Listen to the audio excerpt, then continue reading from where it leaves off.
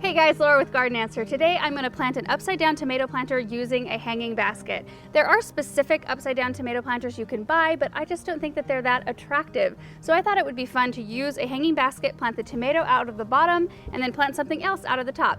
First step, cut a hole in the bottom. I'm going to cut the hole just big enough for a root ball to slide into. That should work, just like that. Next I'll fill it up with potting soil. Before I hang the basket up and plant my tomato, I'm going to plant up the top. And I brought home 4 sweet basil plants to do that because basil is a great companion plant to tomatoes, and tomatoes and basil are one of my favorite things to eat together in the summer. Little slice of tomato, little slice of fresh mozzarella, a little bit of basil, a little bit of salt.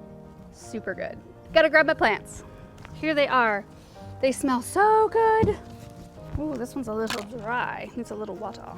Flip this thing around. I always break up the root memory just a little bit so the plant stays healthy and doesn't choke itself out.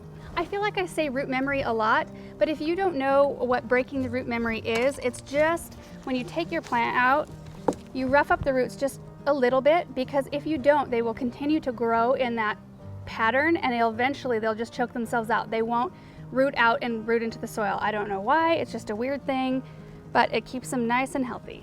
Voila! Also, side note, this basket is 16-inch diameter, so I have 4 basil plants and I will have 1 tomato plant planted out the bottom. Time to hang it up.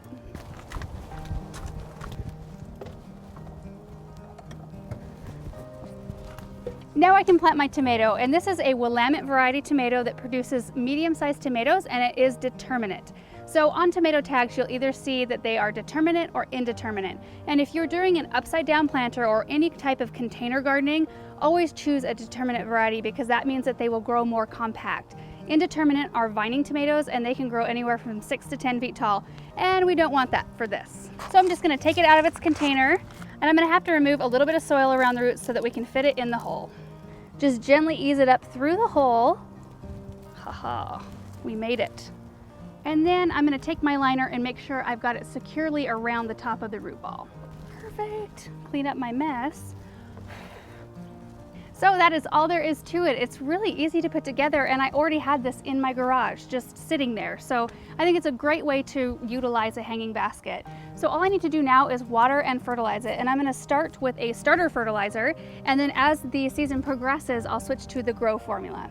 If you guys are interested in seeing how this thing progresses throughout the season, we do plan on filming several updates because I hope it just goes to town and we get lots of produce from it. So if you want to see those, make sure you're subscribed to our YouTube channel, and thank you guys so much for watching, and we will see you in the next video. Bye. There are specific upside down tomato planters you can buy, but I just don't think that they're super attractive. Dexter, what are you doing? You are all dirty. What have you been doing? Good boy.